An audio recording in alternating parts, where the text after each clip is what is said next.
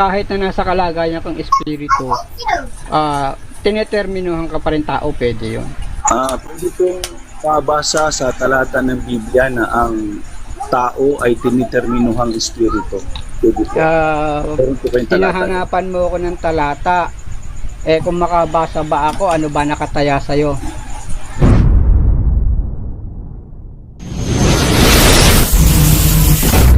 At akyat sa langit, wala nang laman at dugo, espiritu na ang kalagayan doon.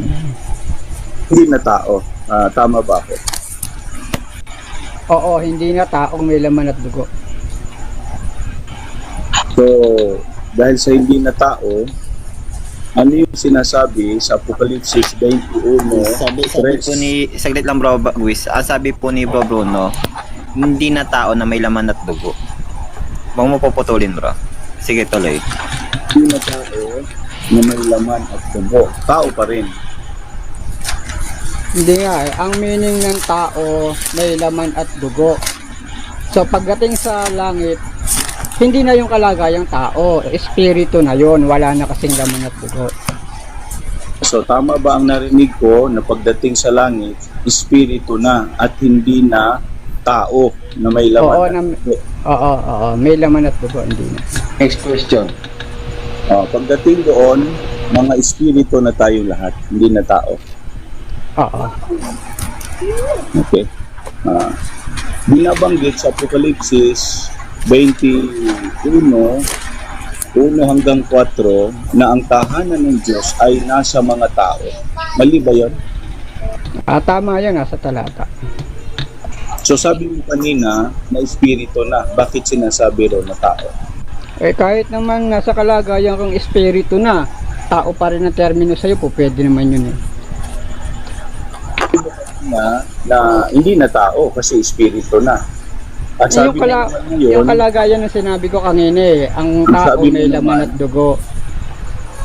Kung naintindihan mo kanina kapatid yung sinagot ko, ang defining factor ng tao may laman at dugo. Sa langit, pagpasok mo doon, espiritu ka na, wala ka ng laman at dugo. So hindi ka na tao. Hindi na tao. Oo, espiritu ka na noon. Ang mga narinig ko na hindi na tao.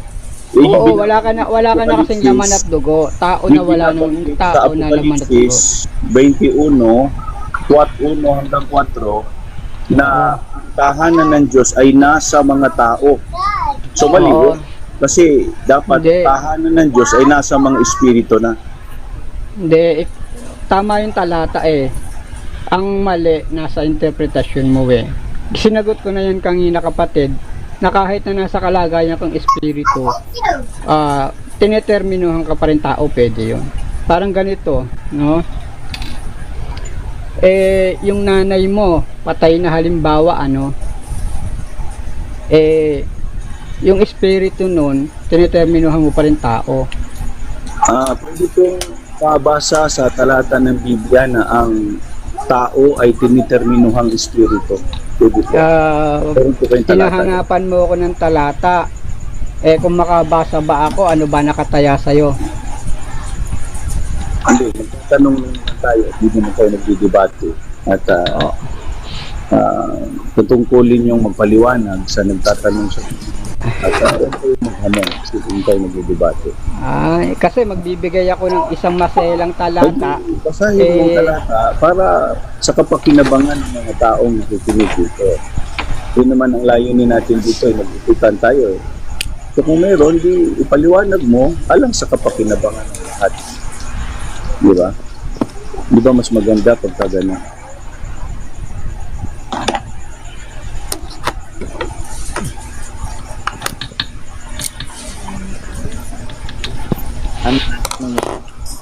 Sige, pagbigyan natin si Bagwis.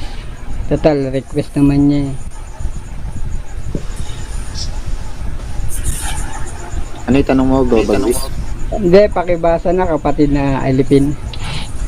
Yung tao, sabi nito, pagdating sa bayang banal, ay hindi na pala tao, magiging espiritu na. Pero ibig sabihin ba yan, Bruno, if na-proof na dapat no questionable na yun sa verse na yun? Alam mo kasi pag naglatag ako ng isang talata, nangihinayang ako ibigay sa ganito lang eh. Pero alang-alang kay Bagwis, magbibigay tayo ng isang talata kasi Total pala si Bagwis. wala namang problema ron eh. Diba? Kasi Ipagagala ko kapatid pagka ako ay binigyan mo ng talata. oo. At tayo naman ay hindi madamot, kapatid. Kapatid na ilipin, pakibasa. Yung nasa Ebreo. Yung mga ganap na pinasakdal. Opo. Dito ang ating mababasa dito sa Hebreo.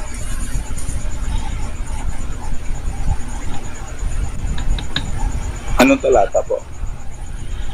Pakibigay yung talata. Saglit lang. 12. 23. 12:23 ng Hebreo. Opo. Basahin po natin. Sa pangkalahatang pulong at iglesia ng mga panganay na nangatatala sa langit at ng Diyos na hukom ng lahat at mga espiritu ng mga taong ganap na pinasakdal. Oh. Nabasa ba dyan yung mga espiritu? Espiritu ng mga taong O, teka muna. Kapatid niya, pinabasa ba yung mga espiritu?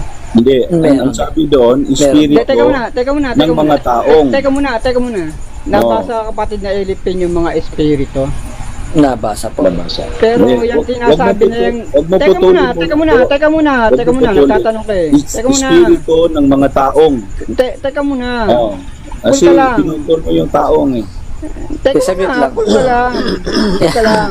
Hindi pa naman, pwede, pagkatapos Papaliwanag paliwanag, next ka po. Bibigyan ka rin ng pagkakataon ng paliwanag. Hindi pa kasi tapos Nabasa yung ba sagot. dyan yung espiritu kapatid na ilipin? Nabasa po. So, ibig sabihin, yung tinutukoy ni Pablo na yan, nasa kalagayang espiritu na yan. Kasi yung isinasayit niya, mga patay na yan, yung isulat eh. Tama? Tama po. So, nasa espiritu na yung mga yan. Sa kalagayan. Dahil patay na yan eh. Pero, sa kabila ng nasa kalagayan na silang espiritu, ano ang banggit? Tao ba? Tama. O espiritu ng mga taong. So kahit nasa kalagayan kang espiritu, tinatawag ka pa rin tao, pwede yun. Hindi naman kasi nang ikaw'y mamatay at nalagay sa espiritu, naging kambing ka. Hindi naman ganun eh. Tao ka pa rin. Pwede No? follow-up question. Kaya yung Follow-up question kaya nabasa. yung sinasabi sa talata ng Apokalipsis na pagdating doon sa langit, nahandoon na lahat yung mga lingkod ng Diyos. Nasa kalagayan na yung espiritu. Pero, yung mga espiritu na yon, kung ang pinanggalingan nila yung tao, natural, determinuhan yun ng tao. Ang tabernakulo ng mga ng Diyos ay nasa mga tao. Bakit? They are once human being. Pero it doesn't necessarily follow pagdating doon sa langit, mga may laman at buto pa rin sila. Gaya nung nasa 12:23 na nasa kalagayan ng espiritu, pero tineterminuhan pa rin tao. Follow-up question po. Pwedeng follow-up question. Kaya nga noong isa na lang kaya nga sa ang Panginoong Jesucristo kahit nasa langit na tinatawag pa rin anak ng tao, tinatawag pa rin kasi Jesus Christ suffered to be a human being once. Sige kapatid, ayos na siguro yung sagot ko.